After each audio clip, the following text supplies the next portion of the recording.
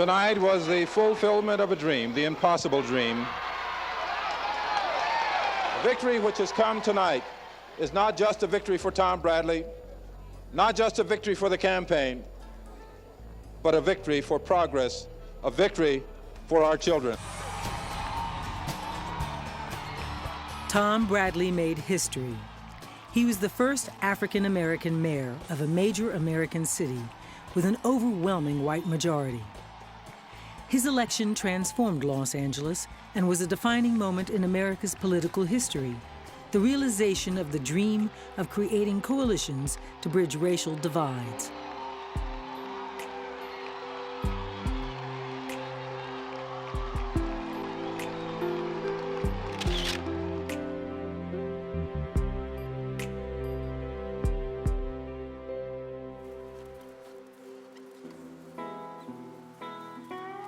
Tom Bradley was born in 1917 in a little cotton town in Texas, 45 years after the Emancipation Proclamation freed his grandparents who were born slaves. You pick cotton, times are hard, you have nothing, you have no money. He had holes in the shoes, he put cardboard in the shoes. They didn't have much. The prosperity of the Roaring Twenties had passed the Bradleys by. They joined the great migration of African Americans who fled the racism and poverty of the South for the promise of a better life in the West. Tom Bradley was 7 years old when the Bradleys arrived in the Golden State. Moving west provided an opportunity one never had in quote unquote the South. And so the bottom line is, if you were looking for a future, Los Angeles was a mecca for you.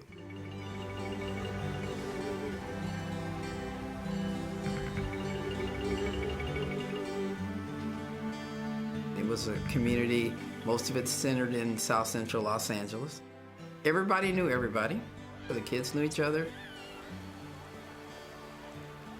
Because you lived in this tight-knit community, you never had to worry about yourself or your back then, because everybody else was in the same boat and condition you were in.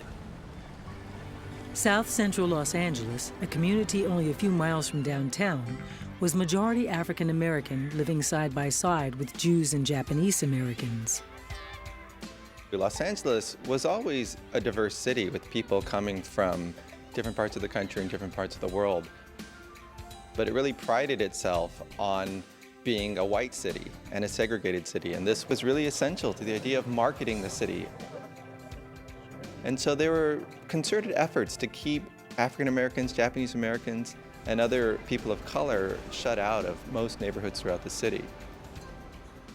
So for Tom Bradley, even though the African American community lived in segregated communities in the 1930s and 1940s, they're achieving higher education, they're becoming skilled tradesmen. There's a very high bar of expectation about what you can do, what you can achieve, and who you can be. The times were hard for everybody, but he seemed to be having an inner drive to succeed. So even with all of the obstacles that were there, he was always single-mindedly focused on making sure he got an education. Tom was a unique individual, all-city football player, tackle, Polytechnic High School, tall, handsome man that attracted a lot of attention. He was identified at an early age, I'm talking about high school and college, as a potential leader. Bradley chose to attend Polytechnic High School, a predominantly white school known for its high academic standards. He became the first black member of the Ephebian Honor Society and decided to pursue higher ambitions. I ran for the office of president there at the school simply because people said, you can't do this. We were a student body of 1,500 with 100 black students. And the notion was that no black is ever going to have a public office in that school. And I was just determined nobody was going to set the parameters for my life. Tom Bradley was a star athlete in high school and earned a track scholarship to UCLA. When he showed up for class in 1937, he was one of only 55 African Americans in a student body of more than 7,000. He was a friend and classmate of sports legend Jackie Robinson. While UCLA welcomed gifted black athletes, racism was a fact of daily life.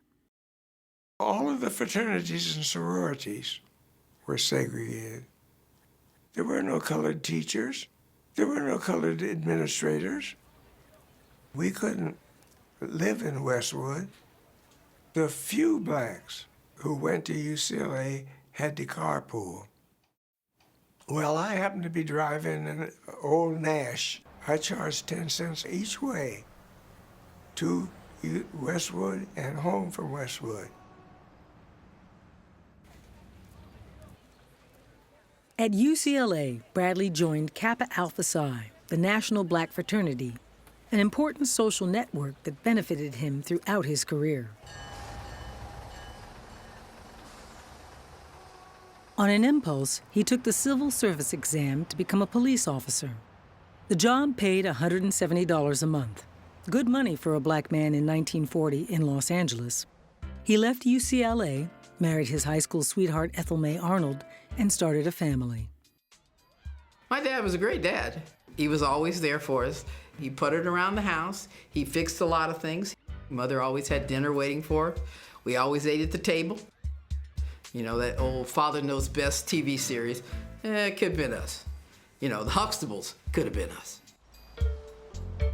But the reality of life outside the Bradleys' front door was something different altogether. We're still segregated. Even in Los Angeles, there's still a quote-unquote caste-type system. There were still areas that you couldn't go to. And so Mother and Daddy were both focused on moving us into an integrated area or making it integrated because we moved there. Leimert Park, where we wound up moving, had a special covenant. No one in that area was allowed to sell to a black person. He looked at the house at night because he didn't want to be seen in the daytime. He wanted to move and have better things for his life, for his family. At the heart of the civil rights battle in Los Angeles was segregated housing. As late as the 1950s, many real estate deeds explicitly banned blacks, Jews, Asian Americans, and Mexican Americans from buying homes in white neighborhoods. It wasn't until 1967 that the courts declared racial discrimination in housing unconstitutional in California. We had to have a white intermediary to buy the house. Daddy always thought that unless people got to know you as a person, they would always think of you as a group. And the only way to change that perception is to live among, or work among, or be among. But it didn't work that way in the LAPD. Racism was pervasive. Black and white officers could not ride in the same patrol cars, and nearly all black police officers were restricted to the Newton Division in South Central. He was generally perceived as a no-nonsense police officer, that he basically walked his footbeat, he held people accountable. At that time, everybody knew Bradley. When he would chase a bad guy, no one could outrun him. He would always catch him. And the thing about it, he never used his weapon. And I don't even think he ever drew it. But he would always catch burglars, car thieves, purse snatchers. You know, he would just outrun them. Bradley had been in uniform for 10 years when William Parker became chief of police. Parker's mandate was to clean up a corrupt LAPD. The chief's position was under civil service protection, and he could not be easily removed by the mayor or the city council. While Parker did clean up the department, he did very little to curb police abuse and misconduct in minority communities or to improve race relations among officers on the force. I told you Parker was a bigot. Parker could never say Negro. You know that. He was nigger. He ran the department just like J. Edgar Hoover ran the FBI. He's a dictator. Even in the face of racism, Bradley rose through the ranks. He was appointed LAPD's first public information officer and regularly met with several dozen organizations concerned with race and human relations. In 1958, Bradley was awarded the Silver Bars of a Lieutenant, the highest rank an African American held at the time. And it's the first time a black lieutenant had an opportunity to actually supervise white officers. That's when the issue about becoming a captain became evident that Parker had no stomach to promote a black to that level. Several of us met with Parker to solicit his support for the promotion of Tom Bradley. And Parker told us, "You're way off base. We're not going to be promoting his kind." Unmitigated manifestation of racism. Bradley, as many African American men working civil service, had to make tough decisions. He's working as a cop, and during the evenings, he is going off and pursuing a law degree because his long-term exit strategy was, if I am going to pursue my ambition, it is not going to be achieved in this institution. After 21 years in LAPD Blue, Bradley retired. But it would not be the last time that the LAPD and its leaders would hear from Tom Bradley.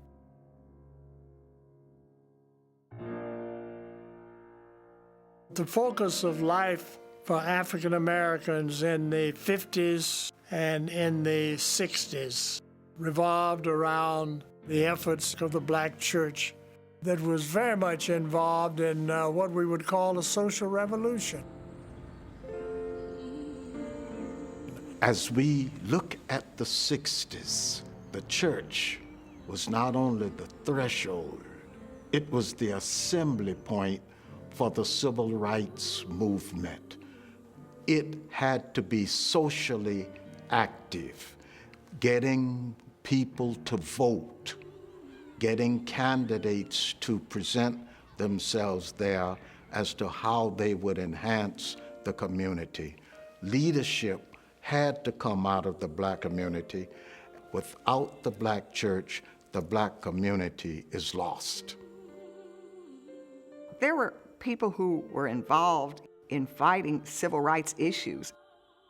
Don't buy where you can't work, because during those years, African Americans could not even work as salespeople in the dime store. For many African Americans in Los Angeles, political empowerment was a goal still unachieved. By the early 60s, there was only one black elected official, Congressman Augustus Hawkins. No African American had ever been elected to local office. That was about to change. In 1962, black church and civic leaders held a community meeting to choose one African American candidate to run for city council in the 10th District. The Reverend H. Hartford Brookins of First AME Church led the charge. So get up and make that speech. And I therefore nominate the man I think best qualified to take this position. And that's Tom Bradley. Coming out of the convention, there was a fire. I mean, morale was very, very high. We're going to win it. We're going to have the 10th District. We are going to get our person in office. Bradley had his base in the African American community, but in the 10th District, it wouldn't be enough to have black votes to win. This is a very diverse district of African Americans, of Jewish liberals, of Asian Americans. But remember, when Bradley ran in 1963, he had already had a decade of working with other activists and all kinds of liberal organizations. Tom Bradley's electoral strategy included using white volunteers, which were the predominant types of volunteers, and blacks and Hispanics and Asians. It was Mexican-American City Council member Edward Roybal who pioneered the political strategy of multiracial coalitions.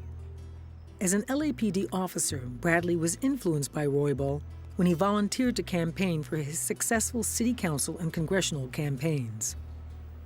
Ed Roybal was part of the conduit for African Americans beginning to be in the Democratic Party. So those roots are there in the early political development of Tom Bradley. I would simply like to say that I think this has been one of the great days of America. And I think in 1963, the same year that Dr. Martin Luther King Jr. spoke about his dream, Tom Bradley achieved one. Los Angeles' first elected black city council member, and one of 3 African Americans to take seats on the council that year. The city of Los Angeles to the best of your ability. I do. Thank you very much. Mom, how you doing? Oh, fine, darling. How are you? Wonderful. I'm so glad of you, my dear. Councilman Bradley was a liberal on a conservative-dominated city council. He faced off against Mayor Sam Yorty, calling for federal funding to bring jobs and housing to the city's poorest communities. The biggest thing the United States was doing in the 1960s was the anti-poverty program. In most big cities, the federal government was pouring funds in order to help. But Sam Yorty kept saying, we don't want federal interference. Councilman Bradley challenged Police Chief Parker's authoritarian rule and warned Parker of the growing racial tensions between the LAPD and minority communities. And then came Watts. It was a black neighborhood in South Central that prosperity had left behind. A hardcore ghetto at the boiling point, fueled by political exclusion, police brutality, chronic unemployment, a lack of public transportation, and bad housing. State law requiring the sale of homes to any person able to pay, regardless of color, was under attack. White organizations, led by various real estate groups, collected signatures for a referendum which would repeal the law. Martin Luther King came to Watts to spell out the meaning of the referendum battle, but the great majority of California voters rejected law-enforced non-discrimination in housing, the majority telling the Negroes to stay put. August 11, 1965, a routine traffic stop and arrest flared into 6 days of fire, destruction, and death. 6 days of rioting in a Negro section of Los Angeles left behind scenes reminiscent of war-torn cities. More than 100 square blocks were decimated by fire and looters. A lot of people have different views on the Watts riots. My view is that there was a rebellion that took place. It just didn't happen like this. It was something that built up over a period of time.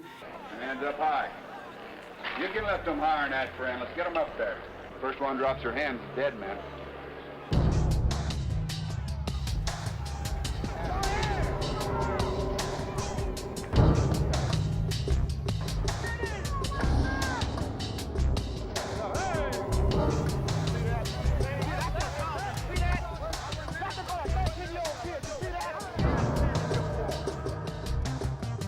The very day the riots began, this was the headline in the Los Angeles Times. In Harlem this past summer, poverty funds were used to give jobs and money to thousands of young Negroes. But in Los Angeles, not 1 cent was put into the poverty area. While this was happening in Los Angeles, there were things that were happening, especially in the South, Mississippi Freedom Summer, the passage of the Voting Rights Act, the Civil Rights Act. Difficulties in every major urban area in the United States where people were bent on keeping colored people, African Americans, in their place. And it wasn't working, and they allowed things to get to the place where there were flashpoints. A week after the Watts riots, Dr. Martin Luther King Jr. came to Los Angeles to meet with local leaders and the people of Watts.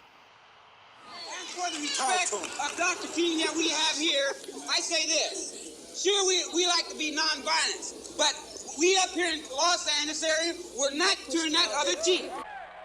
After the Watts Rebellion, King talks about the civil rights movement needing to move to a dramatic new phase, particularly to deal with the deep sense of alienation and economic hardship that African Americans are facing in inner city areas. The criminal responses which led to the tragic outbreaks of violence in Los Angeles are environmental and not racial. the economic deprivation, social isolation, inadequate housing, and general despair of thousands of Negroes teeming in northern and western ghettos are the ready seeds which give birth to tragic expressions of violence. After Watts, Councilman Bradley continued to be the most outspoken critic of Police Chief Parker and the LAPD's behavior in minority communities. Bradley called for police reform and the expansion of social programs in a city increasingly divided by race and ideology. But it was not enough. Councilman Bradley understood that the only way to bring about real change would be to replace Mayor Sam Yorty. At the ballot box, Tom Bradley would run for mayor of Los Angeles.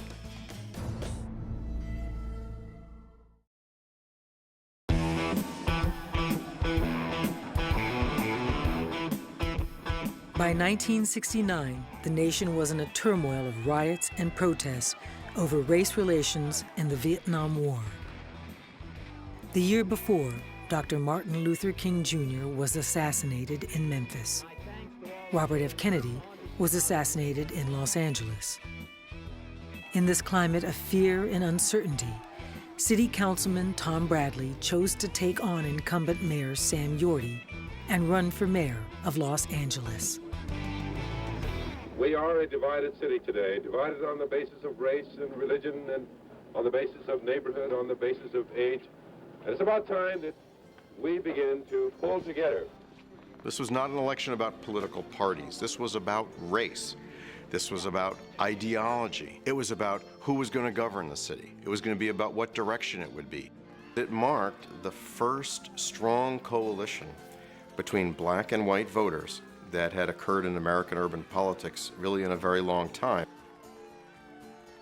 The 1969 election campaign had more volunteers than ever before in the history of Los Angeles. There were thousands upon thousands of volunteers. This is a picture of the coalition of Los Angeles, a coalition of conscience, a coalition of those people in this city who reject the politics of irresponsibility, who reject the politics of corruption, who are determined to see in this city a government that extends justice and dignity to every man. The 1969 campaign was for the heart and soul of Los Angeles. And because so much was at stake, emotions ran high. And Yorty ran one of the most vicious campaigns anybody had ever seen.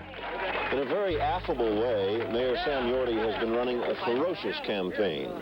He has smiled and spoken casually, but what he's been saying is that a conspiracy is about to take over Los Angeles if he's not elected. You believe there's a power combine of black militants, white radicals, communists, manipulating Bradley's campaign? I don't believe it. I don't believe it. I know it. It's very obvious here.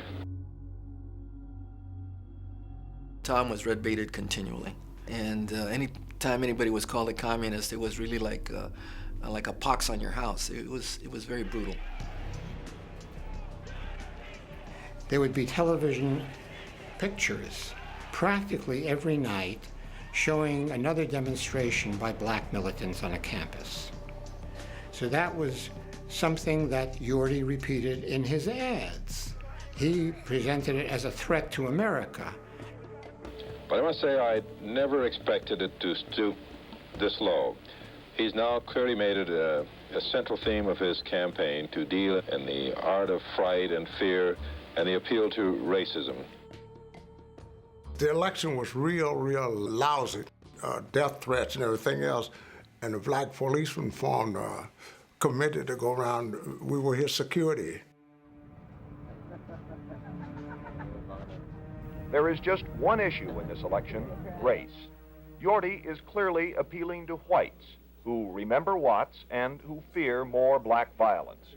Would Yorty be better at keeping law and order or Bradley? A white mayor or a black mayor? Militants are being very quiet right now, and they're kind of laying back and waiting. They don't want to jeopardize Mr. Bradley's chances.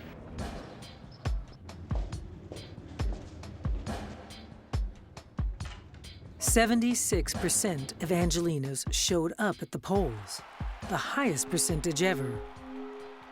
Sam Yorty succeeded in scaring Los Angeles and won with 53% of the vote. While I have been somewhat disappointed, I know that there's a greater degree of disappointment on the part of many who followed me, young people in particular. I want them to know that I'm not going to give up this fight. I've been engaged in a battle for justice all of my life, and I will continue that effort. I hope that we can now begin the process of somehow getting over the kind of divisive tactics, the appeals to prejudice and fears that were so much a part of the closing days of this campaign. Only in that way can Los Angeles become the great city that I want it to be. I asked the boss what made him run again, and he shared with me that he made it his business to get out and meet all the people of Los Angeles because he wanted them to be comfortable with him. The people of this city are going to be able to look beyond the question, the irrelevant factor of race, and look to the qualifications, the programs, the ideas that the candidates offer, and to say that we choose Tom Bradley because he's the best man. Then I think we will have done much for this country and much for the democratic process. The heart of the Bradley campaign was a relationship between African Americans and Jews. Jews had suffered a lot of discrimination in the history of the United States, but there was also a belief in liberalism, in just being open to equality. So when it came time to change Los Angeles, blacks and Jews, along with Latinos and Asian Americans, all had an interest in change because they were on the outside looking in.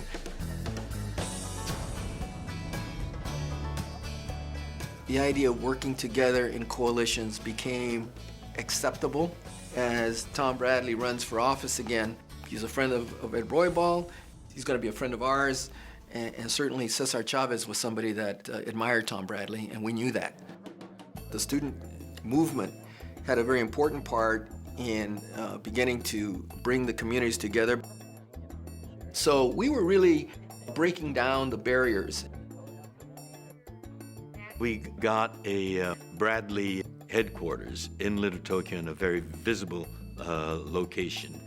We got a lot of younger people, younger Asian Americans, aware of the importance of active participation in the democratic process.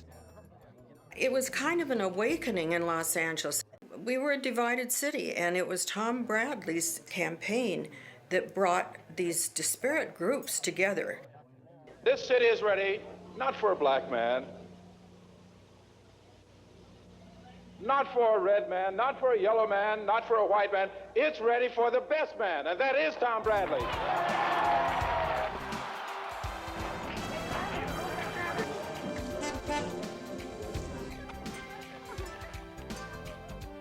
The voters handed Bradley a solid victory with 54% of the vote.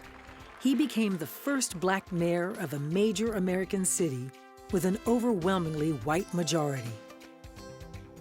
To think that Los Angeles could somehow come together and elect an African-American mayor was huge. So as a young person, all of a sudden I thought, there are just tremendous possibilities in this city. If they can elect Tom Bradley as mayor, what does that mean for a guy like me?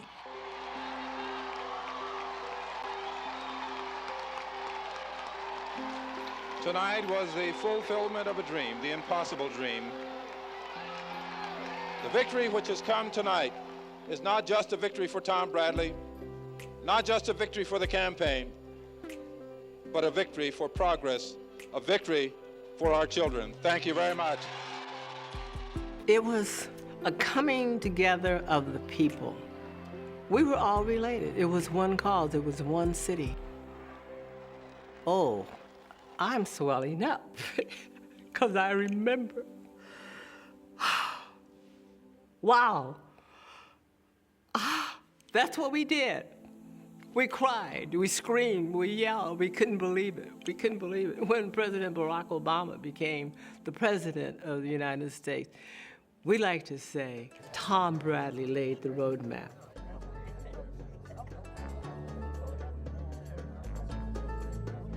The day after he was elected, the City Hall chambers was completely different.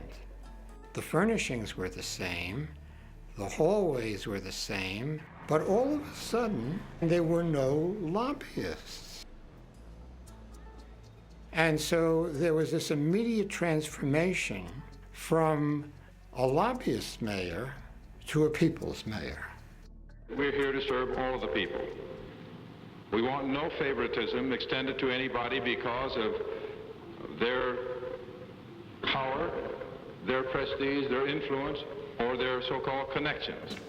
Tom Bradley changed the policies on hiring people so that affirmative action became really institutionalized at City Hall. If you saw a Bradley Commission, there would be an African American, there'd be somebody who is Jewish, Asian American, Latino, there would definitely be women.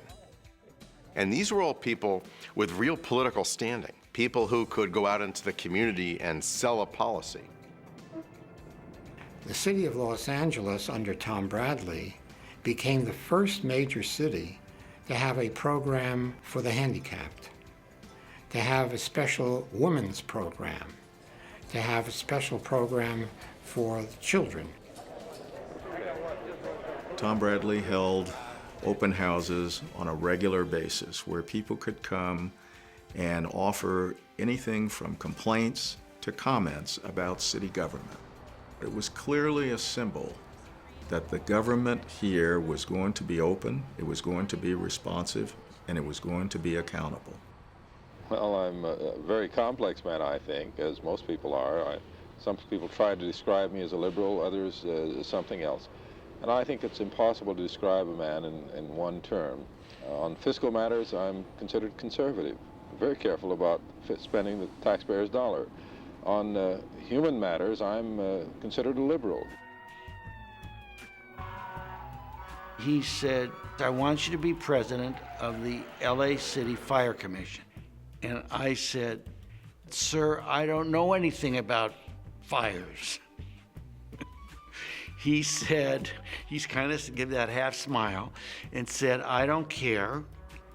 The reason I want you there is because we have an all-white fire department and I want it to change now and fast.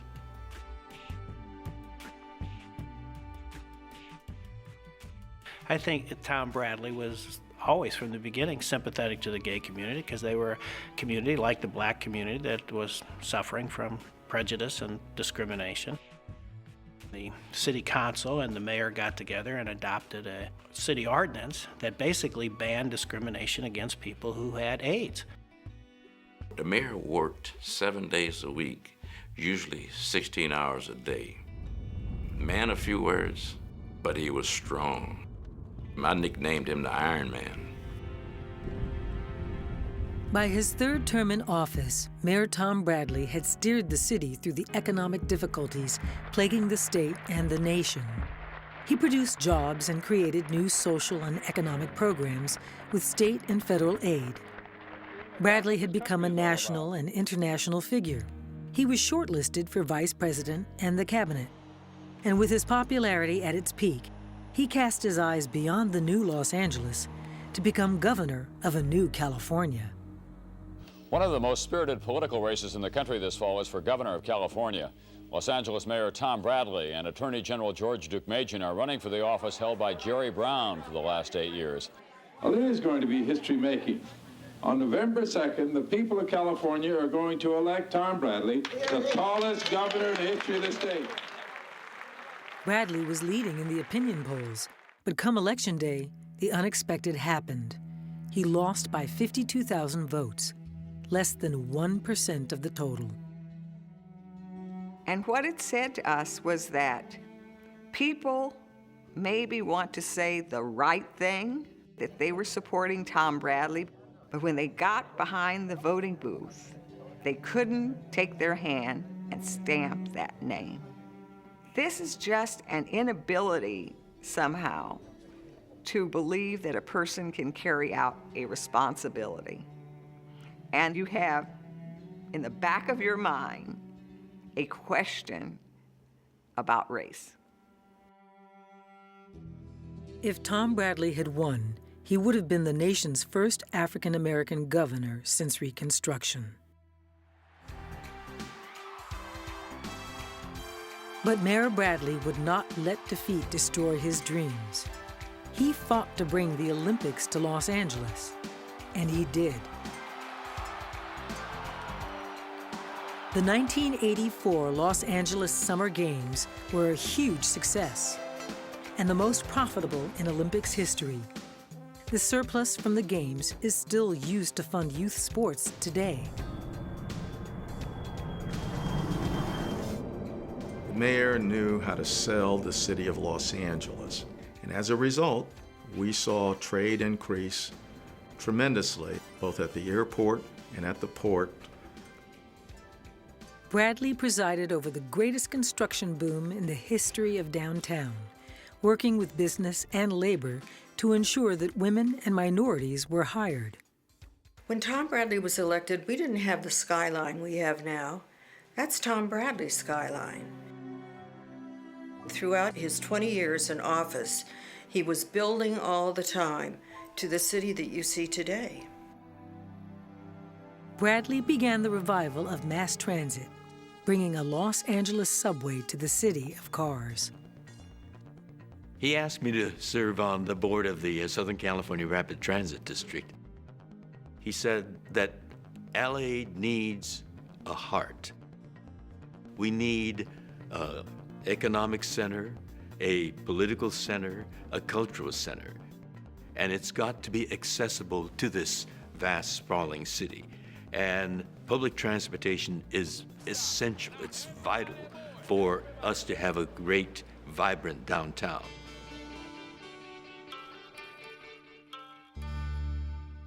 Bradley. I've spent most of my life in service to you, as a police officer, as a member of the City Council, and now for a 5th time as mayor of Los Angeles. Together, we've done some extraordinary things. We've removed barriers to equal opportunity, that's what. We've raised the Olympic flag. We've brought new jobs and prosperity and prepared Los Angeles for the emerging new economy of the 21st century. I intend to make the next 4 years the most active, the most productive, and the most progressive in the long history of our city.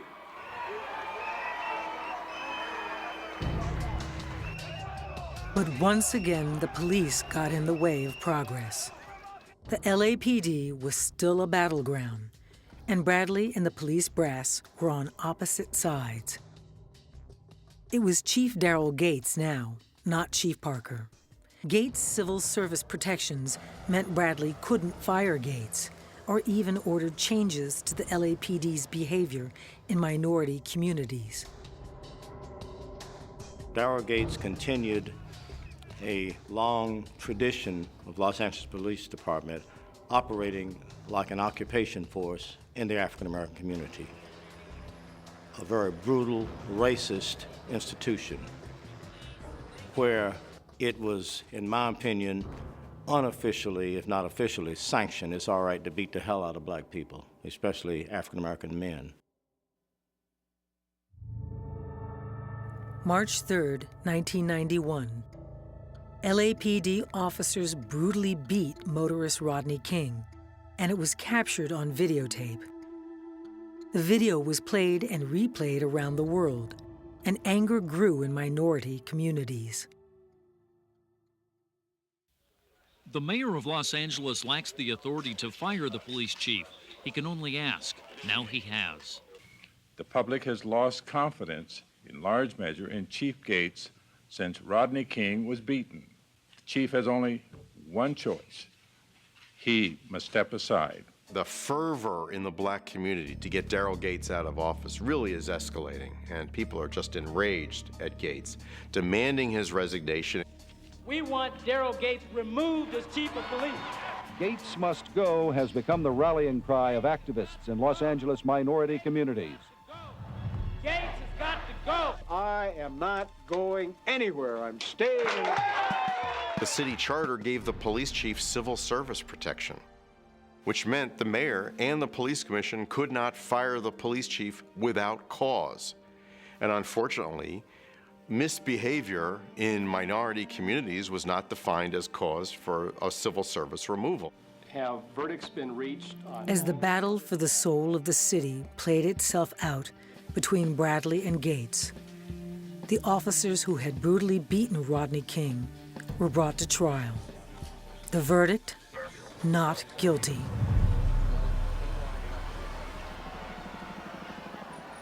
I was shocked, I was stunned, I had my breath taken away by the verdict that was announced this afternoon. We have come tonight to say we have had enough. We don't intend that any of you should go out and burn down any building.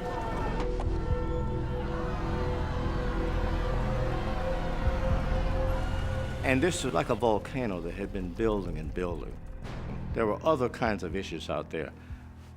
Lousy education, unemployment, twice the rate of the general population. It was an expression of rage, and it was a tragedy all the way around.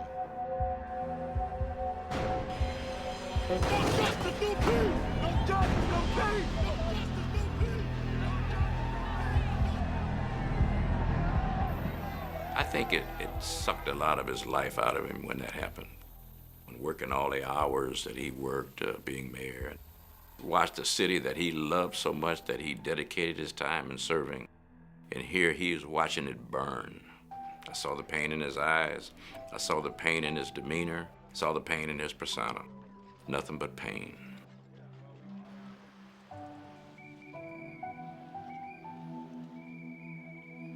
In the ashes of the civil disorder of 1992, it seemed as if the Bradley years would end in tragedy.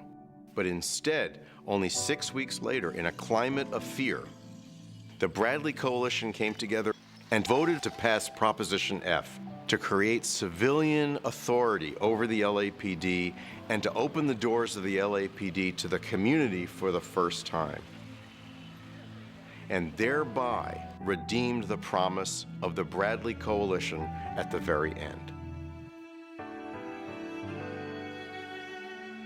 Tom Bradley had won an astonishing 5 elections for mayor. He did not run again. He was 75 years old and had spent 51 of those years in public life and public service. 5 years after he left office, he had a stroke. The voice that had spoken up so often for others was silenced. He died at age 80. Bradley's 20-year tenure as mayor changed the way the rest of the country regarded Los Angeles, and it changed what Los Angeles saw in the mirror of itself. His life was a testament to the promise of Los Angeles, the city where he was raised, worked, and loved. The city where he believed that equality and opportunity were possible, no matter who you were, the color of your skin, or where you came from. Whenever I have encountered obstacles, whenever the hills have gotten steeper and the headwinds have risen up, I've just run harder, and I don't intend to stop now.